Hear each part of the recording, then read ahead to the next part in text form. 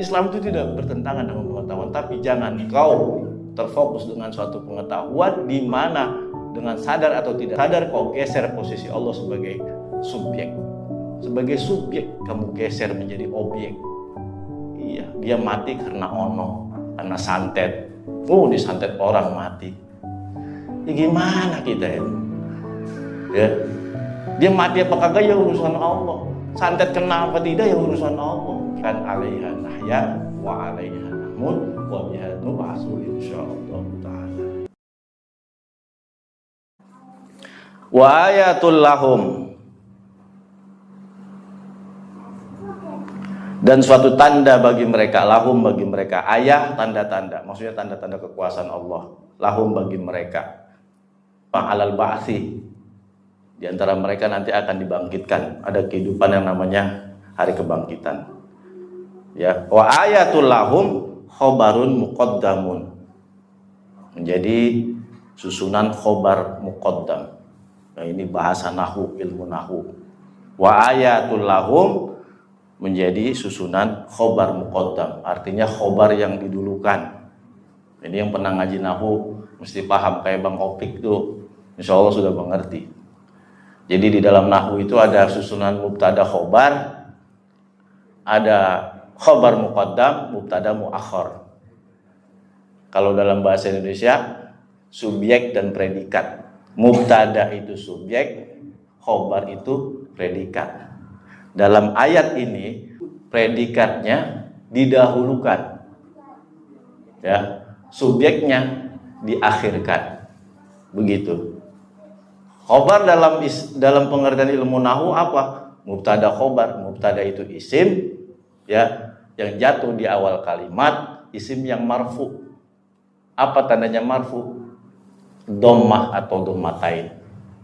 Nah, paham nggak nih? Agak paham, ya nggak apa-apa. Ini hanya penjelasan aja. Tapi kalau bagi orang-orang yang pernah belajar nahu, insya Allah paham. Ya, karena ini bukan ngaji nahu, ya mau nggak mau kita singgung. Ya, kita singgung sedikit. Khobar juga sama, harus isim.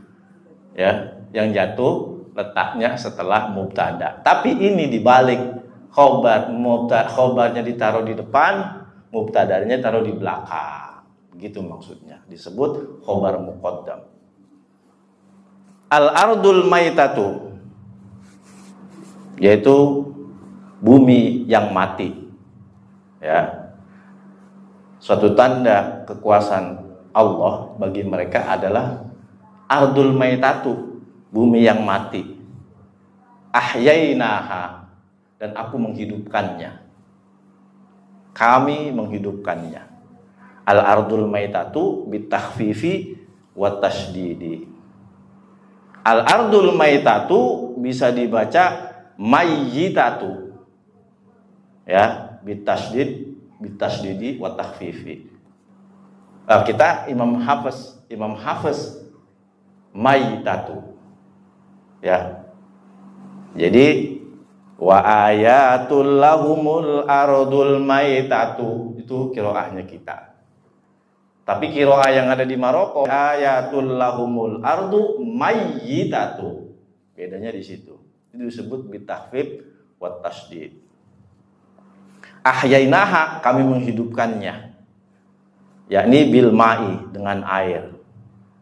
Nah, ahyainaha tadi karena khobarnya ditaruh di depan, ahyainaha inilah mubtadanya. Mubtadanya di belakang.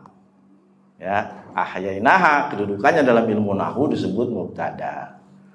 Wa akhrajna minha habba, lalu dengan air itu, ya, maksudnya kami menghidupkannya, bumi itu. Wa akhrajna minha habba, dan kami keluarkan, kami tumbuhkan minha daripadanya habba, biji-bijian. Ya, kal khintoti, seperti gandum. Satu contohnya, ya gandum, ya korma, ya jengkol, ya ubi, ya ketela, apalagi pete Cina, segala macam. Pokoknya Allah itu mendeskripsikan bahwa dulu bumi itu mati. Ahyainaha, dan kami menghidupkannya. Tadinya bumi itu mati, nggak ada apa-apanya. Lalu Allah menciptakan bumi itu hidup, artinya dipenuhi dengan tumbuh-tumbuhan, baik buah-buahan, baik makanan pokok, baik itu yang sifatnya biji-bijian, padi, makanan dan lain sebagainya. Ya. Untuk apa? Faminhu yakulun.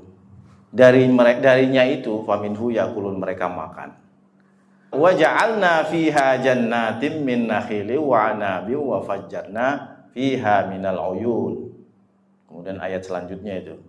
Wa ja'alna fiha jannatin, dan kami jadikan fiha di dalamnya jannatin, ladang-ladang yang akhirnya menumbuhkan baik itu buah-buahan maupun makanan-makanan pokok, dasar daripada makanan pokok.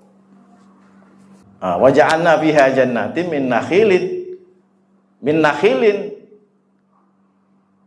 sebagian dari yang ditumbuhkan itu nakhil, kurma, kebun-kebun kurma, wa anabin, dan anggur, kebun-kebun anggur maksudnya.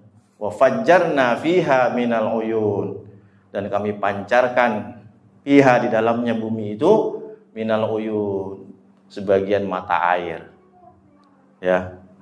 Untuk apa? Liya'kuluhu min thamari, supaya mereka bisa makan. Dengan itu mereka bisa makan min thamarihi, dari buah-buah yang dihasilkan. Jadi ini sungguh kekuasaan Allah Subhanahu wa taala. Makanya Allah itu menyebut ayah, tanda sebuah kekuasaan Allah adalah itu tadi, menghidupkan bumi yang mati. Kemudian Allah mendesain bumi itu menjadi hidup dengan ditandai dengan adanya tumbuhan-tumbuhan. Tumbuhan itu di dalamnya memuat buah-buahan maupun makanan-makanan pokok. Ya gandum, ya beras, padi, ya singkong, ketela dan lain sebagainya. Itu kalau mohon maaf kalau kita bayangkan betapa ribetnya Allah Subhanahu wa taala. Tapi jangan kali-kali kita yakini Allah itu repot. Ya, nggak boleh. Kalau kita pakai logika sederhana kita, betapa repotnya Allah yang cuma ngurusin manusia sedemikian detail. Ya kan? Allah menciptakan langit, bumi, kemudian menumbuhkan tumbuh-tumbuhan. Untuk menumbuhkan tumbuhan aja, wa anzala minas sama'i ma'a. Allah harus menurunkan air, coba. Menciptakan biji-bijian dulu. Ya, habba. Wa minha habba, biji-bijian diciptakan setelahnya. Wa anzala minas sama'i ma'a, menurunkan air. Untuk menurunkan air harus ada awan. Coba kayak apa? Ya kan? Awan yang menampung air laut kemudian difilterisasi secara ilmu pengetahuan. Lalu saatnya dia turun. Ya kan? Tumbuh itu gandum, tumbuh itu padi. Nggak cukup dengan padi dan gandum, tumbuhin lagi, diciptakan lagi biji jengkol. Biji jengkol diciptain lagi. Tuh, buat makan orang Indonesia. Petek diciptain lagi, ya nggak? Buat orang Arab dibikin lagi korma. Air nggak cukup, diciptakan matahari. Coba kayak apa? Untuk menjadikan tumbuhan itu bisa subur dan bisa hidup.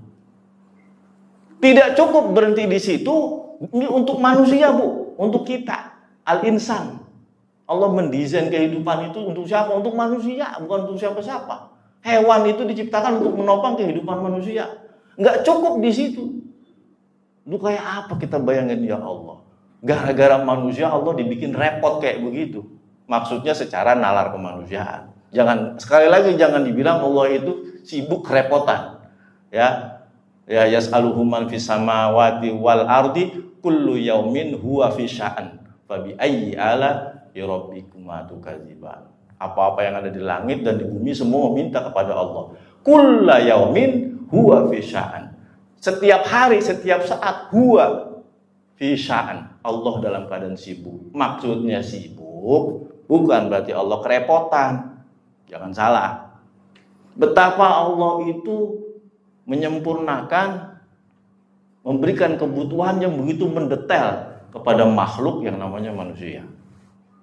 Ya, disebut kulla yaumin huwa fi sya'an. Enggak cuma di situ kesibukannya, mendengarkan kita, doa-doa kita, mengijabah doa dan segala macam. Ya Allah. Enggak berhenti di situ. Enggak cukup dengan tumbuh-tumbuhan, diciptakannya hewan. Coba. Mbek, sapi, ya kan? Kuda, apalagi ayam, segala macam yang doyan ayam. Untuk siapa? Sekali lagi untuk menopang kehidupan manusia, Bu. Bu, kayak apa itu? Kalau kita bayangin, ya Allah, gara-gara manusia sedemikian repotnya prosesi penciptaan. Nggak cukup di situ untuk menumbuhkan tumbuhan, menghasilkan padi, jagung, gandum, dikirim angin. Coba. Untuk apa? Mengawinkan. Wa arsalna riyaha lawaqih. Dan kami mengutus angin lawaqih untuk mengawinkan. Mengawinkan siapa? Tumbuh-tumbuhan supaya bisa berbuah. Kagak cukup air, matahari, tanah, angin dikirim juga oleh Allah Subhanahu wa taala. Kayak apa? Ribet. Makanya ya Allah, kalau kita nggak sujud, betapa bodoh dan binasanya kita. Kita hanya disuruh sujud kepada Allah. Allahu Akbar. Ya, Allahu Akbar. Ya Allah, Engkau memang maha besar. Subhanallah wa bihamdihi. Subhanallahil azim. Maha suci Engkau ya Allah. Begitu agung Engkau ya Allah. Hanya gara-gara saya Engkau ciptakan ini, ciptakan itu melalui proses ini, proses itu. Yang ribetnya kayak apa kalau kita pikirin? Begitu. Lah kayak gitu kita hidup santai aja. Ya kan? Sholat tentang apa sih? Ya lah jamaah lagi, ya azan lagi. Coba ya manusia tuh. Ya kan? Tapi kan saya makan itu karena saya nanam cabai, karena saya nanam bawang, baru saya bisa makan cabai dan bawang. Karena saya punya pohon ketela yang saya tanam. Iya, yang menciptakan ketela, cabai, bawang, benihnya siapa? Yang mentakdirkan proses berbuah siapa? Yang mengirimkan angin untuk kemudian cabai itu bisa ada cabainya siapa? Yang mentakdirkan hukum itu menjadi cabai ketika ada perkawinan antara serbuk sari dan kelopak bunga menjadi cabai, itu siapa yang menentukan hukum itu? Allah. Ya, wa arsalna riyaha lawaqih. Lah kayak begitu tuh ribetnya Allah Subhanahu wa taala kalau kita bayangin. Buat siapa coba? Manusia. Ya. Kaifa takfuruna billahi amwata fa ahyaakum summa yumitukum summa yuhyikum summa ilaihi turja'un. Surah Al-Baqarah ayat 26 atau 28? Hah? 26 atau 28? Gak tahu. Nah, bagaimana mungkin kamu tuh kafir, kata Allah Subhanahu wa taala, terhadapku? Bagaimana kamu tuh nggak sujud kepada aku? Bodohnya kamu tuh, kenapa bangornya ente kenapa nggak sujud kepada saya? Padahal dulu kamu tuh mati. Ya, fa ahyakum. Aku menghidupkan kamu dari sesuatu yang nggak ada, aku adakan. Kita kan dulu nggak ada, ya kan? Mati, kita nih mati dari benda yang sangat hina, namanya sperma. Mati kita itu, nggak ada dulu. Fa'ahyakum, dan aku menghidupkan kamu sekalian. Lewat apa? Proses yang sudah ditetapkan oleh Allah Subhanahu wa taala. Bertemunya antara sperma dan sel telur, ovum. Ya. Terjadi pembuahan, menjadi segumpal darah, menjadi nutfah, alaqah, sampai kepada diberikan nyawa kita kepada manusia melalui mekanisme yang sudah ditetapkan oleh Allah Subhanahu wa taala. Ya, ahyakum summa yumitukum. Setelah kita hidup dewasa, kita dimatikan oleh Allah. Dimatikan lagi tuh, ditiadakan lagi, dari enggak ada diadakan, kemudian ditiadakan lagi. Baru kata Allah, summa yuhyikum. Kemudian aku bangkitkan lagi dari kamu mati, nanti aku bangkitkan lagi, summa yuhyikum. Di padang mahsyar nanti kita dikumpulin. Terakhir, summa ilaihi turja'un. Kemudian setelah itu, baru kamu akan kembali kepada saya. Kamu semua dikembalikan kepada saya. Ada 5 proses kita. Dari enggak ada, diadakan, dimatikan, diadakan kembali, dikembalikan. Posisi terakhir dikembalikan kita yaitu tadi, kalau nggak di surga, di neraka, disebut ilaihi turja'un. Lu kayak gitu, kenapa kalian kafir? Aneh manusia. Kayak gitu lu nggak menyembah saya, malah nyembah orang, malah nyembah patung, malah nyembah dukun, malah nyembah setan. Kan begitu. Itu bodohnya kita, bodohnya manusia. Firaun kok ngaku Tuhan, terlibat tidak menciptakan bumi dan langit, kok ngaku Tuhan. Kan gitu. Firaun. Iya. Namrud juga begitu. Terlibat tidak menciptakan langit dan bumi, tidak menciptakan dirinya sendiri, kok ngaku Tuhan. Saking sepelenya Allah ngirim nyamuk yang sayapnya patah. Sayapnya patah tuh nyamuk masuk ke hidung Raja Namrud. Masuk ke hidung, tuh nyamuk lari bukannya keluar ke otak. Lari tuh nyamuk ke otak. Raja Namrud tulung-tulung. Semua pembesar-pembesarnya dikumpulin. Tolong keluarkan ini, binatang apa? Pukul kepala saya, dipukul. Saking gak nahannya Raja Namrud, dipentungin kepala. Emang dia nyuruh, tolong pukul, sebelah sini. Akhirnya mati dipukulin. Gara-garanya. Ya saking gedeknya. Itu sepele banget tuh. Sepele banget dia itu. Raja Namrud matinya sama nyamuk yang sayapnya patah. Coba. Ya. Lalu Firaun kerenan dikit, matinya di laut. Iya. Ya, cuman ya karena memang sebetulnya Firaun beriman. Firaun itu sebetulnya beriman secara hati kecil. Itu dalam surah Yunus ayat 90. Cuman begitu amantu annahu la barulah disumpel pakai pasir laut, tanah laut. Siapa yang nyumpel? Jibril alaihi salam. Dari mana kita tahu? Dari hadis Imam At-Tirmidzi, hadis sahih. Jibril bercerita kepada Rasulullah SAW. Ya Muhammad, falau ra'aitani, kata Jibril. Falau ra'aitani, ana akhudu, aku mengambil min halil bahri, tanah lumpur laut, fa'adussuhu fi fihi.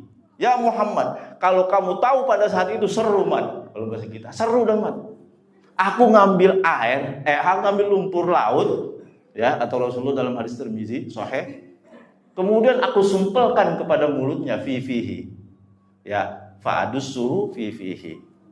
Aku sumpelin sebelum dia tuntas mengucapkan la ilaha illallah. Karena aku takut Muhammad antrudrikahur rahmah. Aku takut Firaun ini diliputi rahmat Allah Subhanahu wa taala. Jadi lagi gelagapan tuh. Firaun lagi gelagapan. Fa'adussuhu. Jibril yang cerita kepada Muhammad sallallahu alaihi wasallam. Disumpel. Ya. Jadi baru aman, tapi teks ya, ayat 90 surat Yunus itu menceritakan lengkap pernyataannya Firaun secara batin, bukan secara lafzi. Ingat nih. Katanya disumpel. Kok di dalam surat Yunus amantu annahu la ilaha illa alladzi amanat bihi banu Israila wa ana minal muslimin. Aku beriman, kata Firaun. Ya, aku beriman sungguh tiada Tuhan ya yang disembah oleh Bani Israel. Tuhannya Bani Israel pada saat itu. Wa ana minal muslimin. Dan sungguh aku ini orang yang berpasrah diri. Itu ucapannya Firaun dalam surat Yunus ayat 90. Tapi itu belum tuntas. Ketika la ilaha illallah kan cuma hatinya berbicara. Jadi Allah merekam hatinya, isi hatinya. Karena Allah a'lamul ghaib wasyahadah.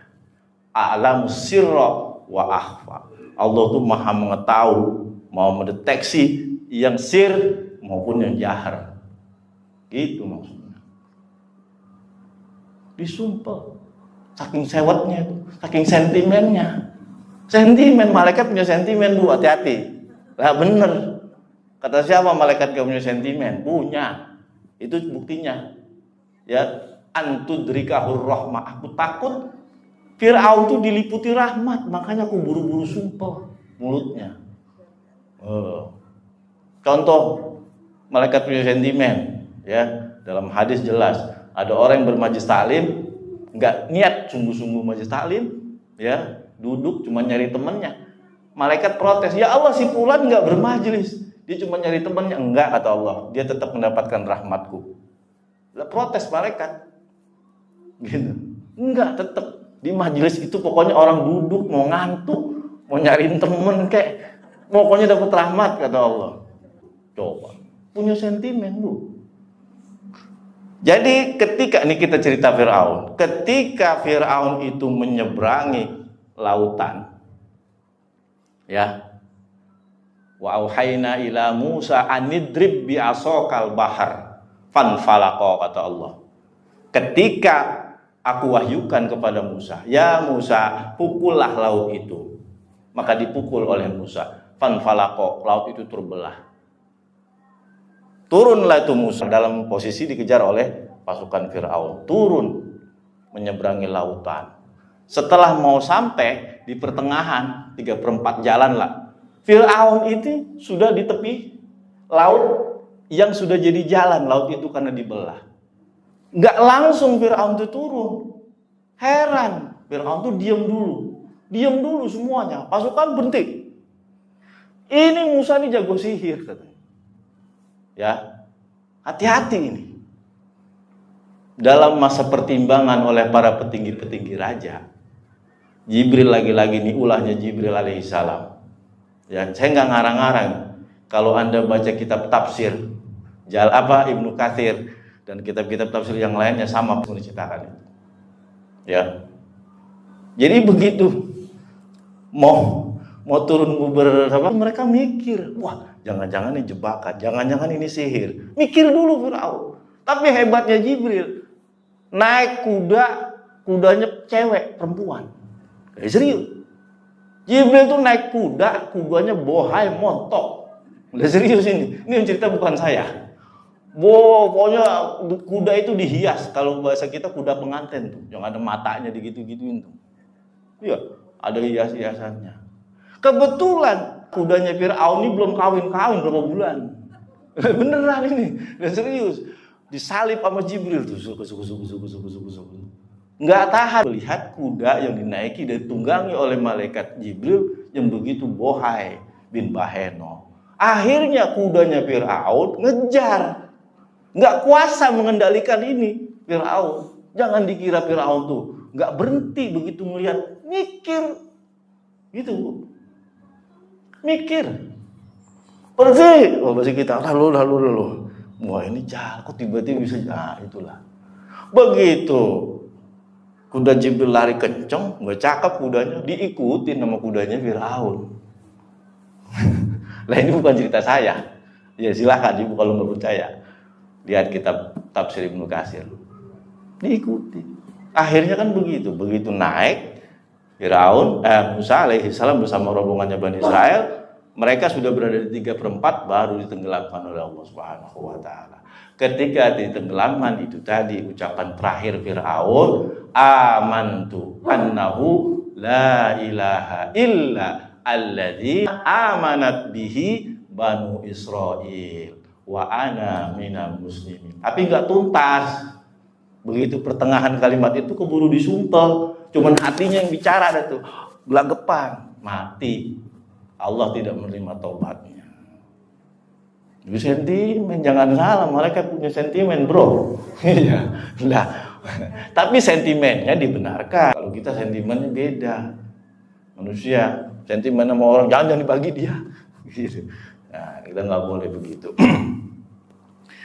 Jadi ayat ini menegaskan kepada kita, Allah menopang kehidupan manusia, menciptakan susunan mekanisme teknis yang begitu detail, sedetail-detailnya demi keberlangsungan kehidupan manusia, bukan keberlangsungan hewan, bukan keberlangsungan tumbuhan, bukan keberlangsungan jin, bukan. Ya, jin salah satu diantaranya termasuk. Tetapi yang intinya adalah khalifah adalah manusia. Ini ja'ilun fil ardi khalifah. Manusia yang diprioritaskan. Ribet. Gitu. Lah kok kamu bisa-bisanya kafir terhadap saya? Kok bisa-bisanya kagak sujud pada saya? Kan gitu. Am khuliqu min ghairi syai'in am humul khaliqun. Apakah kamu mampu menciptakan dirimu sendiri sehingga kamu tidak beriman kepada saya? Kan disindir dalam surat At-Tur. Am khalaqus samawati wal ard bal la yuqinun. apakah kamu yang menciptakan langit dan bumi? Enggak, kata Allah. Justru kamu enggak yakin dan kamu tidak mampu menciptakan itu. Bala yukinun, kamu enggak bakal yakin mampu melakukan itu. Enggak bakal bisa maksudnya. Gitu. Duh, kayak apa itu? Makanya kita beruntung. Ya, seribet apapun hidup kita, justru nikmati aja. Ada masanya. Masanya apa? Hidup itu dunia kan cuma ujian.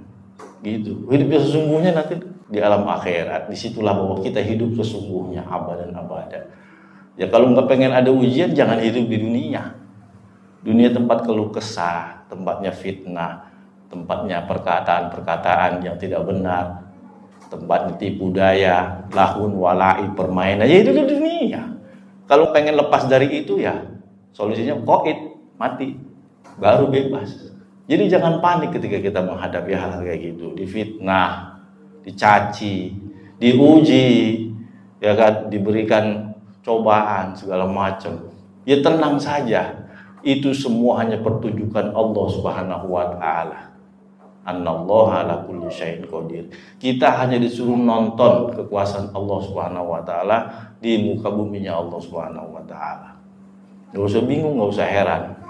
Begitu.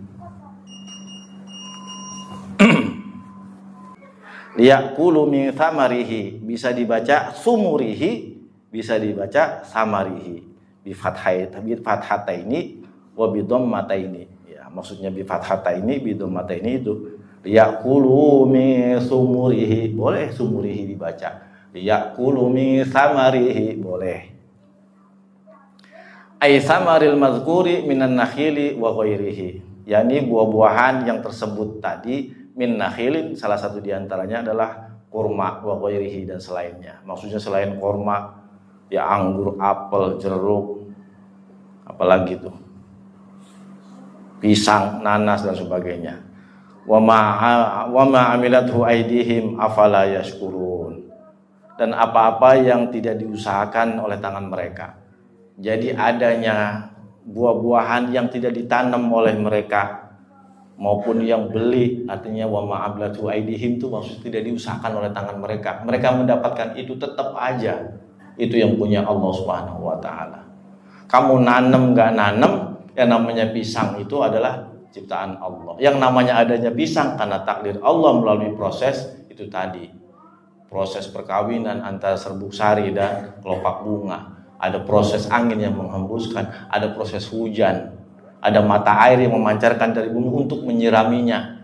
Ya, direkayasa maupun tidak maksudnya, tetap aja semua sudah didesain oleh Allah Subhanahu wa taala. Beli kagak beli itu buah, tetap aja yang kamu makan adalahnya rezeki Allah, maksudnya begitu.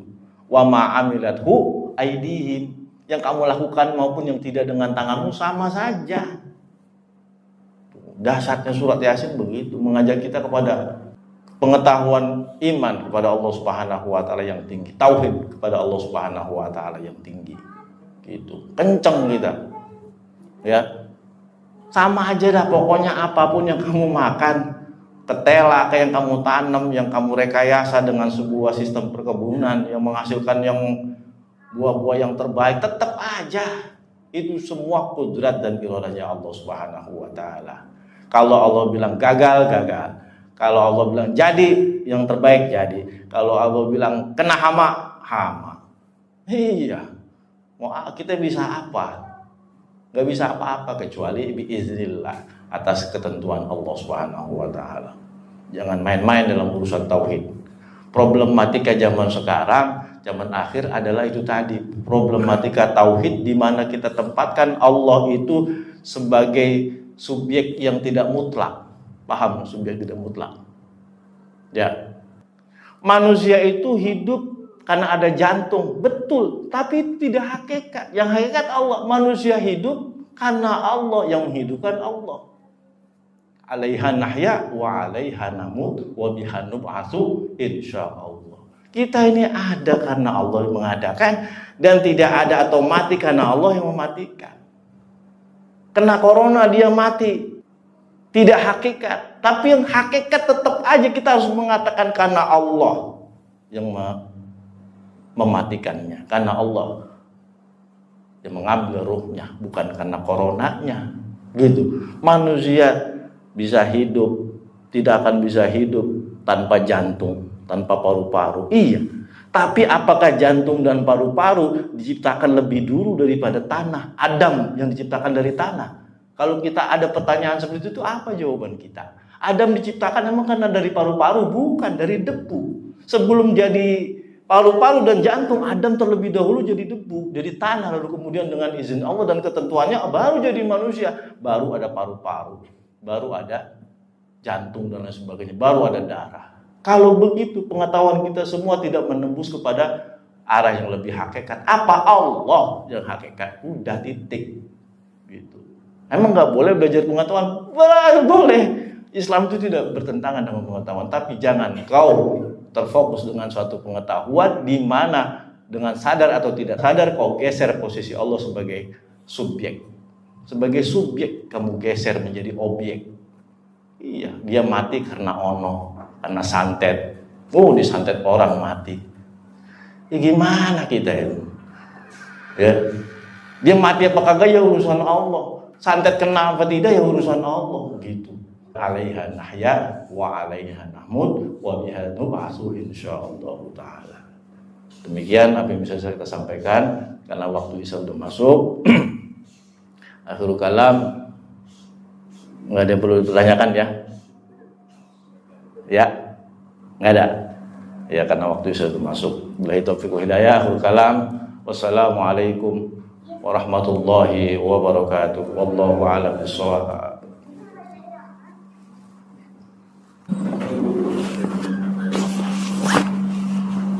Allahu Akbar, Allahu Akbar, Allahu Akbar.